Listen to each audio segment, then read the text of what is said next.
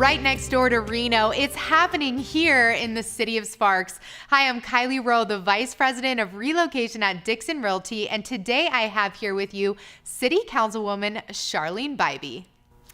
Charlene, thank you so much for coming in today. You're welcome. I'm so glad to be here. It's great to have you. So you have been a city councilwoman in Sparks for 2.5 years, and I know that you also are a flight attendant for American Airlines. How do you balance that?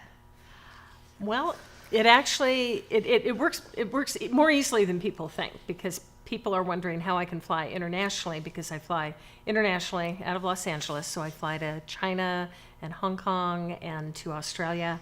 And occasionally it's nice to get out of the country and get a massage in Shanghai. So it's a little bit of a break for me. But I only fly 2 trips a month. So on international, I'm usually gone 6 days out of the whole month.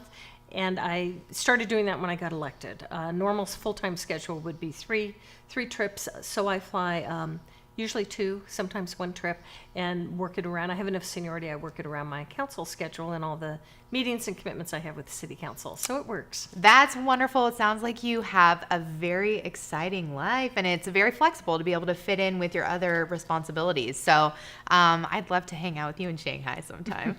So, okay, what I really want to ask you about is the growth of Sparks. And you told me that you've lived in Sparks the majority of your life, right?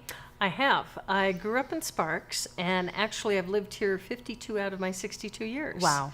So grew up, came here when I was 4, went all through elementary, middle school, and then my dad got transferred to the Bay Area, so I went to high school in Walnut Creek, came back here to the University of Nevada, and met a boy from Ely at UNR, and we've been married almost 37 years. Wow. And raised my 2 boys out in Sparks. So really I've seen the community from for so many years that I've seen the changes from all the things, the horse pasture on Pyramid McCarran, where Rayleigh's was a cow and horse pasture, and Diefendorfer's stables out on the edge of McCarran wasn't there.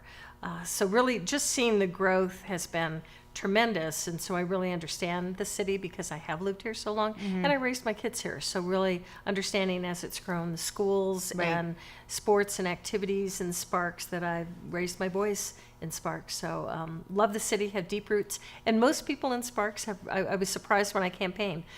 People are Sparks proud, and they have deep roots. That's Whether they're great. here 5 years or 50 years, they feel like they have deep roots when they live in Sparks. Yeah, and one of the things that we were talking about earlier is just with this diversification of industry, how much that's affected Sparks in a positive way. And there's a huge industrial park in Sparks, and so we're really seeing growth in Sparks happening, but it's a managed growth. You said something about the number one thing that people loved about Sparks in your survey.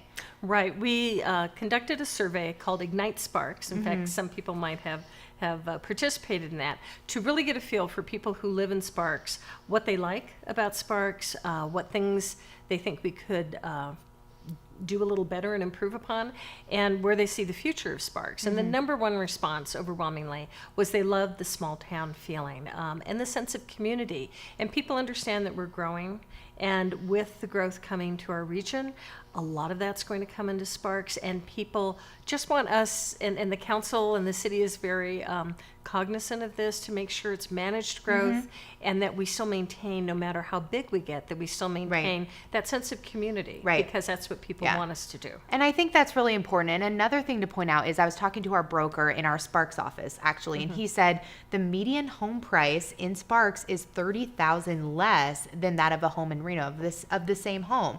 So while the median home price in Reno is $335,000, it would be $305,000 in Sparks. So we're seeing a little bit more affordability there. And there's also a lot of new home residential development happening. I think there's 11 current projects that people can walk into today. So that's a really great option for people that are looking to relocate. So with this growth, on the housing thing, if I can add to that, we did a housing study was done by Truckee Meadow Regional Planning Agency, and I'm on the regional governing board. So we talk a lot about housing. Of course, is the affordable housing, especially, is the number one big conversation. It's shifting. The demographics are shifting on what people want compared to, it's not just single family detached homes. And so when people see the amount of apartments and condos, but especially apartments coming to our region that's so different for us in Sparks, because we haven't seen the number that we're seeing now. That's what the demand is. And it's both from millennials who are starting out. It's for empty nesters like me who don't want the house in the yard or need it anymore. It's for people who work out at the Tri-Center that want to live downtown. So we're seeing apartments everywhere. Our downtown, out along the marina, we have a brand new project, luxury apartments that just broke ground, and out throughout Sparks, up by Costco in the Galleria, lots of places. So people, that kind of surprises people, but it's a supply and demand, and it's a shifting market of what people want and what they can afford too. Yeah, I think that all those are really good points. And, one of the things I know when people think about growth, they're worried about traffic. And I know that there is a solution that's coming that will actually help with the traffic that we were talking about earlier.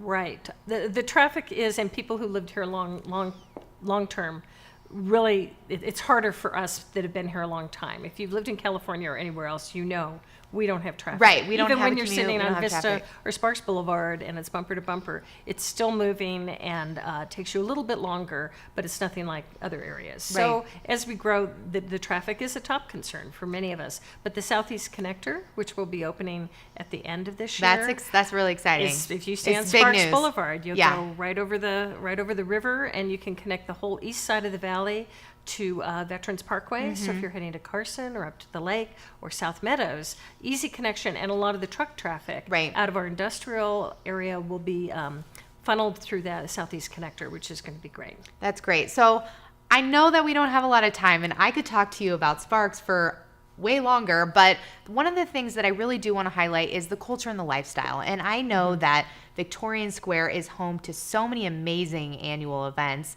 Some of the top events we were talking about earlier are the Right. Number one would be Rib Cook-Off. Rib Cook-Off. Hot August Nights, which is everywhere in town, but most people like to come to Sparks because it's a great venue, wide sidewalks, great place to watch the cars, and a hometown Christmas parade.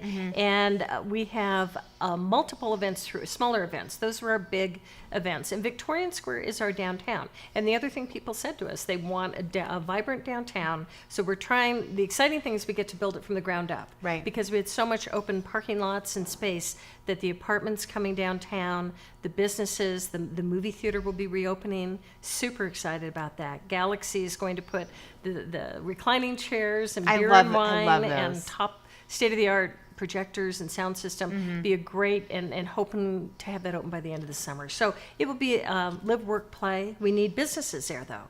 We really, and I'm trying to talk to EDON and the Chamber about bringing businesses to downtown Sparks, especially if they support the Tri-Center, 14 miles east of us. That makes sense. We're a couple exits off the freeway, and you're in downtown Sparks for business. Well, it is really happening here in Sparks. And for you who wants more information, you can definitely check out the City of Sparks at cityofsparks.us and look up Charlene Bybee if you have any specific questions. Thank you so much for coming in. It was great to have you. You're welcome. Thank you. All right.